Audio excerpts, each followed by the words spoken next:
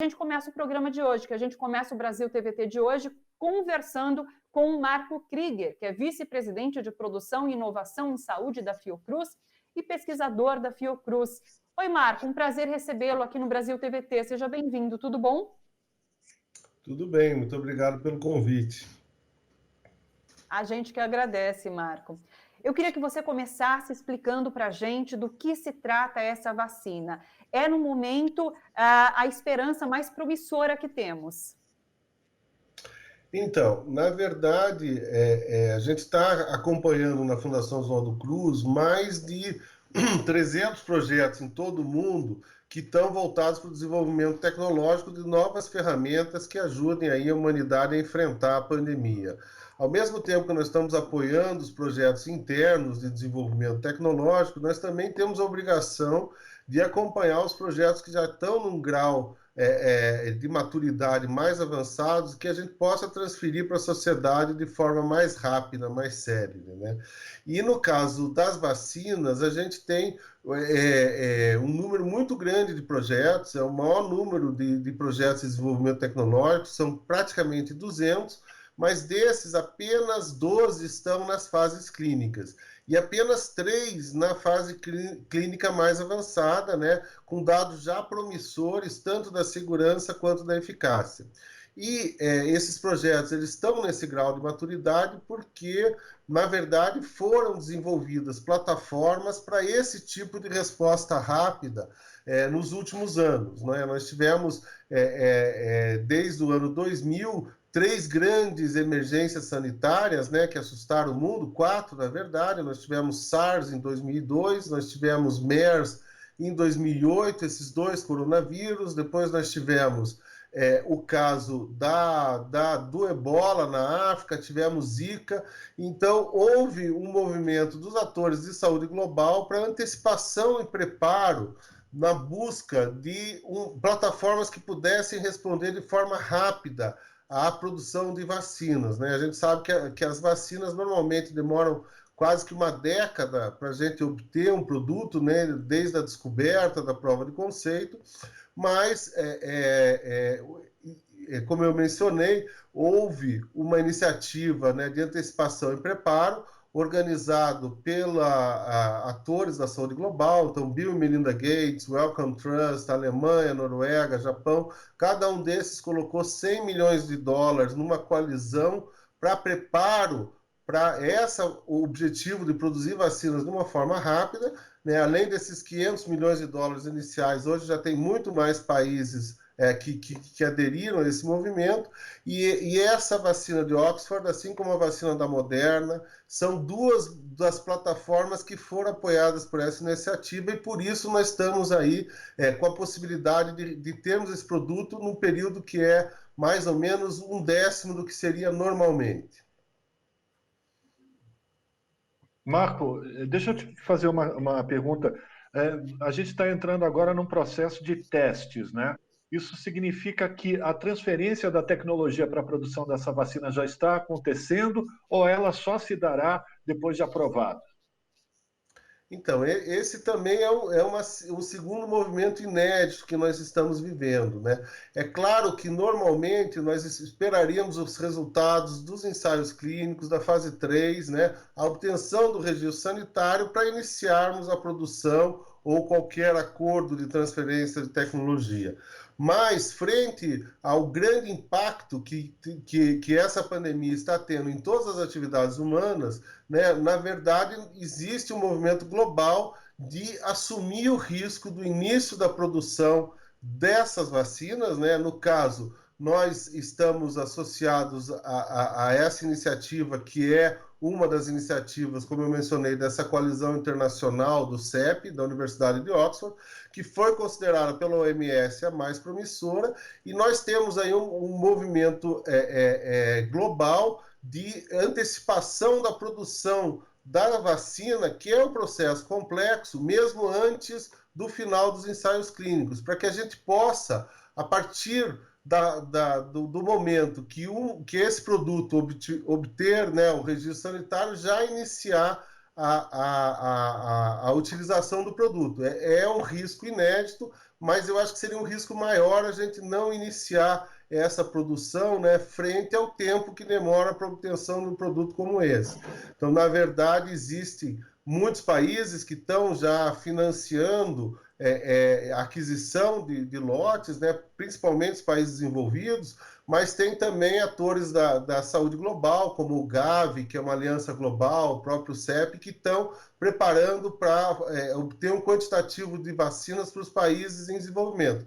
A diferença do Brasil é que nós temos aqui, primeiro, temos um recurso muito importante. Nós temos produtores de vacinas, né, públicos, nacionais, são únicos na região, que podem assumir esse desafio. E temos uma política também de utilização, então, do nosso Sistema Único de Saúde como um mecanismo de indução da incorporação tecnológica. Então, uma diferença da iniciativa brasileira, que ao mesmo tempo que nós estamos assumindo o risco de 30 milhões de doses, né, que se a vacina não der certo, nós vamos perder, mas nós estamos recebendo a tecnologia. E essas tecnologias, além dessa vacina, elas podem ser plataformas muito importantes no futuro desse campo. Então, acho que o Brasil saiu com uma política muito interessante, né, de garantir à sociedade a utilização da vacina e também da incorporação da tecnologia. Marco, para a gente que é completamente leigo nesse assunto, eu queria que você explicasse do que se trata essa vacina, porque a gente ouve muito falar de vacina que pega uma partezinha do vírus ou que usa anticorpos das pessoas. Eu queria que você explicasse o que é essa vacina da Oxford e imuniza por quanto tempo depois que a pessoa toma, já há testes sobre isso? Explica para a gente do que se trata essa vacina. Tá bem, nós temos, né, vários potenciais candidatos a vacinas, né? Nós temos das tecnologias tradicionais, que são o próprio vírus atenuado ou inativado. Essa é uma tecnologia que é utilizada há muito tempo. E nós temos plataformas mais novas que ainda estão em desenvolvimento, mas que nesse caso já foram mobilizadas, né? Então, o que você mencionou, a gente chama de vacinas baseadas em subunidades. Então, em vez da gente ter o vírus inteiro, a gente pode apresentar ao sistema imunológico apenas algumas das proteínas do vírus, a gente chama isso de subunidades. É uma tecnologia que a gente pode incorporar rapidamente. Nós temos hoje a possibilidade de vacinas sintéticas, e essa vacina de Oxford é uma vacina que foi desenvolvida num vetor viral, como a gente chama, né? De forma resumida, nós temos os adenovírus, que são vírus respiratórios, que infectam inclusive humanos, mas esse que foi utilizado pela Universidade de Oxford é um adenovírus que foi isolado do chimpanzé. Ele é capaz de infectar células e produzir, então, apresentar esse pedaço do coronavírus que foi incluído no genoma do adenovírus. Então, é a proteína que vai promover a resposta imunológica, mas ele não replica. Então, é uma vacina que ela tem um grande potencial de ser utilizada. Como eu falei, nós no passado tivemos outros surtos de coronavírus, foram desenvolvidos protótipos de vacinas para esses coronavírus, principalmente para o MERS, com essa plataforma, e essas vacinas chegaram até a fase 2. Aí nós tivemos um problema. Como os surtos se limitaram, e a fase 3 é uma fase mais cara, porque você envolve aí dezenas de milhares de pacientes, essas vacinas não chegaram à fase 3, o que foi um erro. Porque se nós tivéssemos há 10 anos atrás finalizado essa avaliação da eficiência e da segurança, nós poderíamos ter tido uma resposta muito rápida. Mas mesmo assim nós aproveitamos todos esses estudos de fase 1 e 2 e conseguimos fazer, né, uma vacina que entrou agora em junho em fase clínica 3, é a última fase. Agora a gente vai estar trabalhando. Então, a primeira fase, só para vocês terem uma ideia, foram 1.000 pessoas na Inglaterra. A segunda fase, mais 5.000 pessoas na Inglaterra. Agora nós teremos ao redor de 50.000 pessoas em todos os continentes. O Brasil deve entrar com 5.000 voluntários. Nós teremos na África do Sul, nós teremos na Ásia, nós teremos na América do Norte. E esse número maior vai permitir que a gente tenha um dado adicional da segurança, né? A gente tem já dados promissores da segurança, mas é possível que, aumentando o número de voluntários, apareçam eventos adversos que não foram identificados com um número menor, mas mais importante que isso, nós podemos ter uma ideia melhor da eficácia. Quantas pessoas produzem uma resposta e se essa resposta é capaz de proteger, né? Então, realmente é uma ferramenta muito importante, né? Quando a gente fala de vacina, a gente está falando, na verdade, de saúde, a gente não vai tratar ninguém que esteja doente, a gente vai tentar evitar que as pessoas fiquem doentes. Então, se conseguirmos essa ferramenta, será, sem dúvida alguma, um grande avanço para a humanidade como um todo, e o Brasil conseguiu, então, estar nesse movimento, né, estar junto com essa iniciativa, tanto nos ensaios clínicos quanto na produção dessa vacina, até assumindo esse risco também dessa antecipação e preparo mesmo antes do final dos ensaios clínicos. Pois é, Marcos, eu queria te perguntar, você falou em 30 milhões de doses que já serão produzidas antecipadamente, mas a partir dos ensaios clínicos, da testagem, tudo dando ok, e qual é a escala de produção que vai ser possível de ser realizada pela Biomanguinhos? E lembrando que a Biomanguinhos não produz diversas vacinas. Se a produção dessa vacina específica contra o coronavírus pode interferir na produção das demais vacinas produzidas por vocês. Então, na verdade, nós primeiro, né, nós temos um compromisso com o nosso Programa Nacional de Imunização, que é um orgulho nacional. O Brasil tem um dos melhores programas de vacinação do mundo e nós contribuímos com mais de 8 dessas vacinas, né? E a nossa produção não vai ser conflitante com nenhum desses produtos. Nós estamos prevendo uma capacidade de processamento dessa vacina ao redor de 40 milhões de doses por mês. Já temos um compromisso também de aquisição, porque nós estamos dividindo esse processo em duas etapas. O primeiro é a gente recebe o concentrado da vacina e faz a formulação, o processamento final, a garantia e controle de qualidade. Isso a gente tem condições de absorver imediatamente e uma capacidade de 40 milhões de doses por mês. Só para vocês terem uma ideia do que significa isso, a nossa média de produção de vacinas é ao redor de 110 a 140 milhões de doses por ano. É uma média histórica nos últimos 10 anos. Se nós utilizarmos toda a capacidade que nós estamos reservando para a Covid, nós iremos em um ano produzir quase 500 milhões de doses, ou seja, 5 vezes o que produzimos normalmente. Então nós temos essa capacidade. Esse é um recurso que o Brasil tem que vale até muito mais do que os dólares que vão ser comprados para aquisição da vacina, porque nós pudemos mobilizar essa capacidade de produção e o mundo vai ter esse problema, né? Não existe nenhum laboratório que seja capaz de produzir 8 bilhões de doses de vacina. Então o Brasil vai poder dar uma contribuição em produzir um quantitativo que até potencialmente maior que a sua população, nós podemos até também auxiliar, por exemplo, a saúde global, a nossa própria região, enfim, nós temos uma capacidade adicional aí que estará reservada, sem conflitar com nenhum dos nossos outros compromissos com o Programa Nacional de Imunização. Marco, fiquei com uma dúvida agora. Eu gostaria que você... Oi, diga, Thalita. Pode mandar, Rafa, continua. Tá, então, Marco, eu fiquei numa dúvida com relação à aplicação dessa vacina. Ela vai se dar ela é injetável, é spray, gota, para a gente ter uma ideia também da logística de transporte, para a gente poder fazer com que essa vacina chegue a todos os recantos do Brasil. Então, essa é uma vacina injetável, né? Ela basicamente tem a mesma estabilidade depois da formulação que as nossas vacinas injetáveis têm, as outras que nós produzimos. O Brasil, como eu mencionei, tem um programa que pode fazer essa logística, né?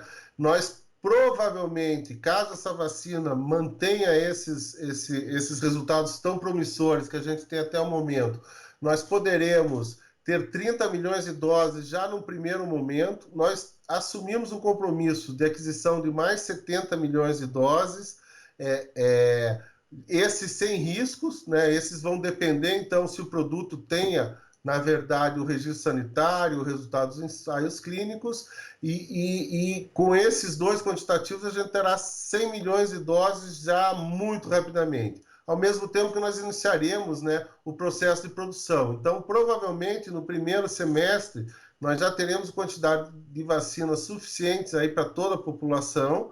É claro que ainda será necessário definir uma estratégia de vacinação que pode levar em consideração vários fatores, desde fatores epidemiológicos, né, ao acompanhar em que região essa vacina está sendo mais necessária pela circulação ou não dos vírus, assim como as populações mais vulneráveis, né, que podem ter as formas mais graves da doença, assim como também preservar, por exemplo, os profissionais de saúde que estão na linha de frente desse combate. Então, essa estratégia ainda vai ser definida, né, dependendo do acompanhamento da evolução da pandemia. E é importante que a gente saliente que é claro que a vacina é uma boa notícia, é importante, mas ela só vai acontecer daqui a 6 meses. Então, é importante que a gente mantenha até lá a testagem, o uso de máscaras, né, o estudo da dinâmica social, para minimizar e para poder enfrentar a pandemia antes que a gente tenha essa outra ferramenta que nós não podemos contar ainda nesse momento. Marco, você citou a importância do Sistema Único de Saúde, inclusive, para que o Brasil entrasse nessa parceria com a Oxford. Essa situação que o Brasil vive hoje, sendo o segundo em número de mortes, com a curva ascendente de contágios, também entrou em discussão para que o Brasil fizesse parte dessa parceria? Não, sem dúvida alguma, até para os estudos clínicos, é uma vantagem muito grande esses estudos serem feitos, por exemplo, no Brasil ou nos Estados Unidos, porque no nosso caso, nós estamos... esse estudo é coordenado pela Universidade Federal de São Paulo, Unifesp, né? Tem a participação também do Instituto Dora, a Fiocruz, ela não está no estudo clínico, mas eles estão pegando voluntários dos profissionais de saúde, que são pessoas muito expostas ao risco. Então, os dados sobre a proteção podem ser obtidos de uma maneira mais rápida, tanto no Brasil, que está com esse alto número, quanto nos Estados Unidos também, que está também com números muito grandes, né? Esse é dramático que a gente esteja passando por isso, mas isso pode acelerar, inclusive, a validação científica da eficiência desse produto e é importante que nós estejamos tanto nos estudos clínicos, porque nós podemos avaliar com a nossa população se essa vacina funciona ou não funciona, se ela tem algum risco, algum evento adverso, e nós temos a capacidade de produzir. Hoje a pandemia está migrando para os grandes países, né? A gente está vendo Estados Unidos, Brasil, Rússia, Índia, com o número de casos crescentes. É mais ou menos esperado, né? Se a gente for comparar o que aconteceu na Europa, são países pequenos que tiveram um enfrentamento anterior ao nosso, né? Nós estamos com uma migração muito forte. A pandemia no Brasil começou muito forte em alguns estados, já está diminuindo nessas primeiras localidades, mas ela está migrando para outras. E de uma maneira geral, não só no Brasil como no mundo, o número de novos casos está aumentando. Então é muito importante que a gente mantenha, mesmo com todas as dificuldades, né, o enfrentamento da pandemia, e enquanto a gente está buscando aí as medidas de profilaxia que seriam obtidas com uma vacina. Vamos torcer aí que a gente tenha isso o mais rapidamente possível. A nossa previsão é que talvez no final desse ano, início do ano que vem, a gente tenha já, e é possível que a gente tenha até mais de uma vacina. Isso é uma outra coisa importante ser salientado, que o Brasil está com mais de uma iniciativa, né? Temos essa iniciativa, então, que foi feita de forma pactuada entre o Ministério da Saúde e Fiocruz, com a Universidade de Oxford, a AstraZeneca, que está fazendo essa coordenação mundial, mas o Butantan também tem uma iniciativa com uma empresa chinesa de uma vacina com outro princípio metodológico, que também entra em fase 3 em breve, né, e que pode ser também uma outra alternativa, né? É muito importante que a gente tenha mais de uma alternativa, porque existe um risco ainda associado, né, com os dados que nós vamos obter com essa última etapa de avaliação. Obviamente, os dados são muito promissores até agora, e no caso desse projeto que a Fiocruz está envolvida, ele está sendo considerado, inclusive, pela Organização Mundial de Saúde como o candidato mais promissor nesse momento, né? Então, para a gente é uma convergência importante, porque além de ser um candidato promissor, também nós temos a possibilidade de incorporar essa tecnologia de uma maneira muito rápida. Então, na verdade, somaram duas características importantes, né? A questão da qualidade do produto com a nossa adequação industrial a essa produção. E nesse caso nós tivemos um cenário muito favorável nesses dois pontos que eu mencionei. Marco, para a gente terminar, uma avaliação rápida tua, se é possível a gente esperar que a partir desse evento tão trágico para a humanidade, a ciência e tecnologia, o desenvolvimento de ciência e tecnologia no Brasil volte a receber a atenção que durante os últimos anos a gente vem acompanhando com o corte de recursos e todas as coisas que a gente já vem noticiando ao longo dos últimos anos. Você acha que é possível, a partir desse evento, uma modificação na postura e no financiamento da ciência e tecnologia no Brasil, principalmente na área da saúde? Então, para responder essa pergunta, eu vou contar um pouco da nossa história, né? A Fundação Oswaldo Cruz foi criada há 120 anos para enfrentar também uma dramática situação sanitária, né? Febre amarela, peste bubônica, varíola. E naquela época, né, Oswaldo Cruz e seus colegas, em menos de 10 anos, conseguiram fazer uma revolução sanitária. Não é o início da atividade científica no Brasil, mas é a primeira vez que a sociedade vê o benefício do conhecimento científico. Eu acho que a gente está passando por um momento parecido, né? Apesar de toda a dramaticidade, eu não tenho dúvida que a sociedade hoje está vendo a ciência como a melhor condição de enfrentar a pandemia, né? Não é uma guerra da ciência contra ninguém, mas de usar o conhecimento científico em benefício da sociedade, que está no nosso DNA na Fundação, lá há 120 anos atrás, que a gente traz para esse momento, né? Não tenho dúvida que o desenvolvimento humano, econômico, né, global, ele depende cada vez mais da apropriação da sociedade por esse conhecimento. E o Brasil tem que entrar mais fortemente nisso, né? Porque se nós não formos capazes de resolver os nossos problemas, nós vamos ficar numa situação frágil e vulnerável como ficamos em alguns casos, né?